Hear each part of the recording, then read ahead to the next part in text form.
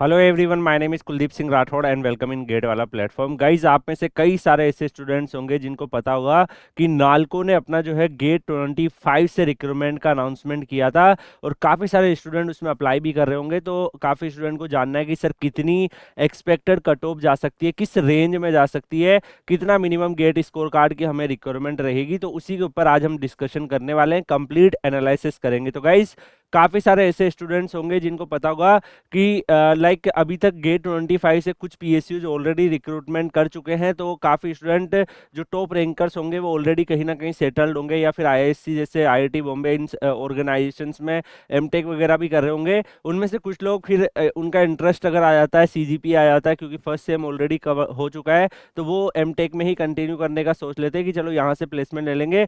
कुछ बच्चे ऐसे जो डिफरेंट डिफरेंट पीएसयूज में ज्वाइन करते हैं वो भी सेटल्ड हो जाते हैं, चाहे लाइक टॉप रैंकर से किसी पीएसयू में सेटल हो गए। तो यहाँ पर क्योंकि ये पीएसयूज नालको का रिक्रूटमेंट जो है वो काफ़ी लेट आया है, तो दैट्स वाई पॉसिबिलिटी रहेगी कि थोड़ा सा जो जनरल ट्रेंड है कट ऑफ का उससे थोड़ा कम भी चली जाए। तो यहाँ पर पूरा एनालिसिस करते हैं कि नालको का कितना एक्सपेक्टेड रेंज रह सकता है। तो यहाँ पर सबसे पहले काफ़ी सारे स्टूडेंट्स को पता होगा कि नालको जो है वो गेट स्कोर कार्ड के बिहाफ पर अपनी रिक्रूटमेंट करता है, और गेट स्कोर कार्ड के बिहाफ पर इनकी जो है यहाँ पर आप लोगों के लिए अपॉर्चुनिटीज आती है। एंड यहाँ पर इन्होंने नालको के बारे में काफ़ी स्टूडेंट्स को ऑलरेडी पता होगा कि largest aluminium complexes of Asia का मैनेज करता है, और बहुत सारे इसके बारे में इंफॉर्मेशन है। डेफिनेटली आपको ये सारी इंफॉर्मेशन इंटरव्यू में भी हेल्प करती है। तो नालको जो है नेशनल एल्यूमिनियम कंपनी लिमिटेड, इसमें मैकेनिकल की जो टोटल वैकेंसीज आई है वो 59 वैकेंसीज आई है। ग्रेजुएट इंजीनियर ट्रेनी की, इलेक्ट्रिकल की जो वैकेंसीज आई है वो 27 आई है, और केमिकल की 24 वैकेंसीज आई है। अब इसमें जनरल के लिए मैकेनिकल में 26 आया था, ईडब्ल्यूएस में 6, ओबीसी एनसीएल में 15, एसटी में 4, एससी में 8 और पीडब्ल्यूडी में 6 वैकेंसीज है। ऐसे इलेक्ट्रिकल में 27 आपकी टोटल है, उसमें से जनरल की 12, ईडब्ल्यूएस की 3, ओबीसी एनसीएल 7, एसटी का 2 और एससी का 3 है।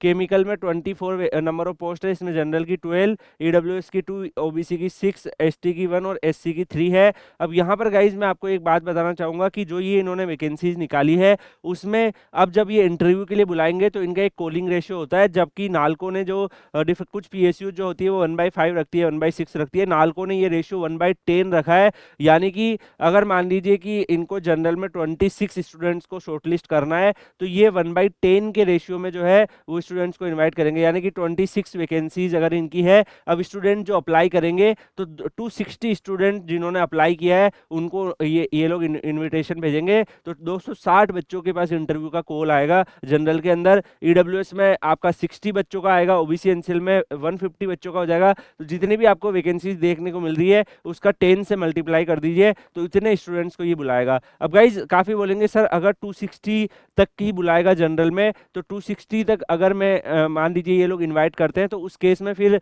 टॉप 260 के पास ही ऑफर आएगा, क्या बाकी लोगों के पास कोई कॉल वॉल नहीं आएगा? तो गाइज देखो, इन 260 में से ऑलरेडी कई सारे ऐसे होंगे जो डिफरेंट डिफरेंट पीएसयूज में ऑलरेडी वर्किंग होंगे।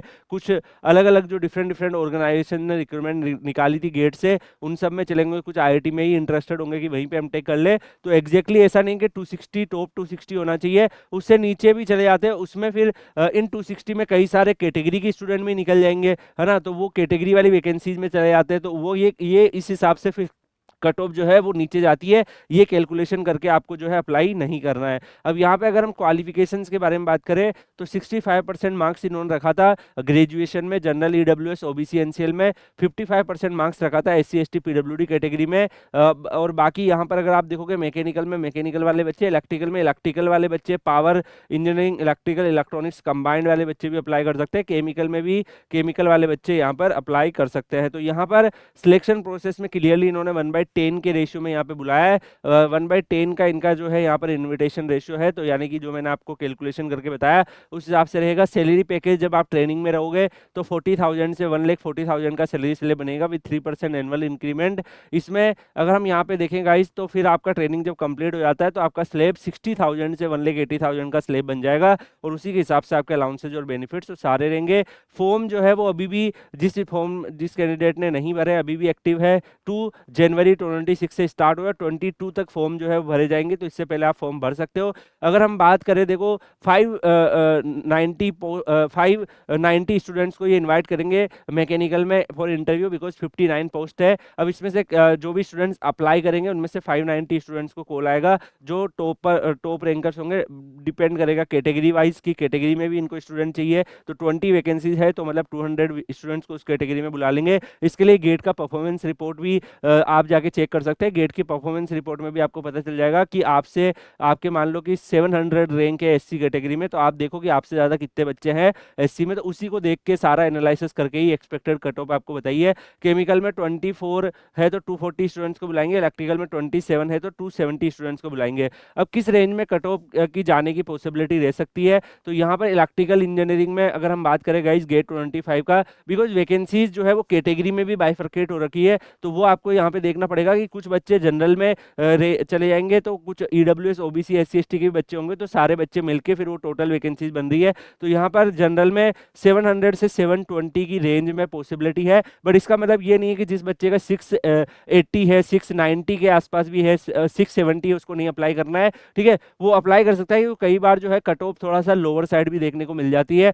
तो यहाँ पर आपको अप्लाई कर देना, हो सकता है इंटरव्यू में फिर आप अच्छा परफॉर्म कर दो, तो उस हिसाब से अगर 650 के आसपास भी है तब भी अप्लाई कर दो। फाइनल कट ऑफ इस रेंज में पॉसिबिलिटी है, बट 650 के अबाउ भी अगर आपका बनता है तो अप्लाई कर दीजिए। यहाँ पे 600 के आसपास भी अगर आपका बन रहा है, उससे अबाउ बन रहा है, तब भी आप अप्लाई कर सकते हैं। ओबीसी में 670 690 के आसपास फाइनल कट ऑफ की पॉसिबिलिटी है, तो यहाँ पर अगर आपका स्कोर 600 के आसपास भी बन रहा है तब भी आप ट्राई कर सकते हैं। एससी एसटी में 500 के आसपास बन रहा है तब भी ट्राई कर सकते हैं, एसटी में भी 500 के आसपास, और पीडब्ल्यूडी में भी आपका इससे भी लोअर 450 तक भी, क्योंकि हो सकता है पीडब्ल्यूडी एक स्पेशल कंडीशन हो जाती है, तो उसमें फिर हो सकता है बच्चा ही ना हो कोई ऊपर में, तो उस केस में थोड़ी नीचे, बहुत नीचे तक भी कट ऑफ जा सकती है, बिकॉज उसमें जो है दूसरे बच्चों को भी उनको लेना होता है। पीडब्ल्यूडी के जो बच्चे हैं उन्हीं में उनको वहां पर लेना होता है। अब कितने बच्चे ऐसे हैं जो पीडब्ल्यूडी के गेट दिए है, तो उस हिसाब से कट ऑफ जो है बहुत नीचे भी जा सकती है।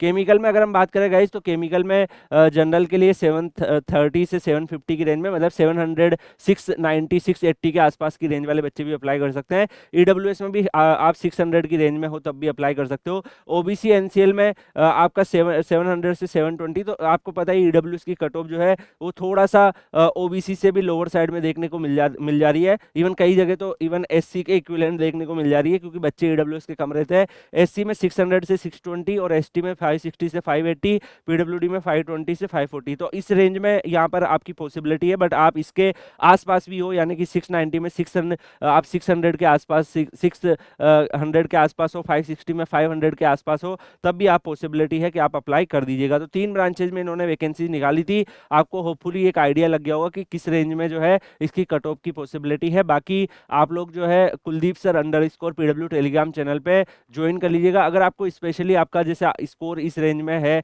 या इसके नीचे भी है और आपको पूछना है कि सर मैं अप्लाई करूं या ना करूं, मेरी पॉसिबिलिटी है या नहीं, तो आप डेफिनेटली कमेंट में डिस्कस कर सकते हैं। बिकॉज नालको के अंदर हम आरटीआई भी लगा लिए थे, आरटीआई लगा के इनकी लास्ट ईयर की कट ऑफ भी हमने कलेक्ट करने की कोशिश करी, बट उन्होंने रिफ्यूज कर दिया, उन्होंने कट ऑफ प्रोवाइड नहीं करी। कई सारे ऑर्गेनाइजेशन नहीं देते हैं, तो यहाँ पर हमने एक एक्सपेक्टेड कट ऑफ का गेट की परफॉर्मेंस रिपोर्ट को देख के जो 25 की रही है, कितने बच्चे एससी के एसटी के कैसे रेंज में है, उसके हिसाब से एक एक्सपेक्टेड बताया है। अब इसका मतलब ये नहीं कि 100% इसी रेंज में होगा, तो इसीलिए मैंने बोला कि इसी के आसपास की रेंज में भी है, तब भी आप यहाँ पे ट्राई कर सकते हैं। बाकी Kuldeep sir underscore PW telegram channel पर आप लोग ज्वाइन कर लीजिएगा। मिलेंगे हम लोग नेक्स्ट वीडियो में किसी और अपडेट और इन्फॉर्मेशन के साथ, तब तक के लिए goodbye, take care, see you.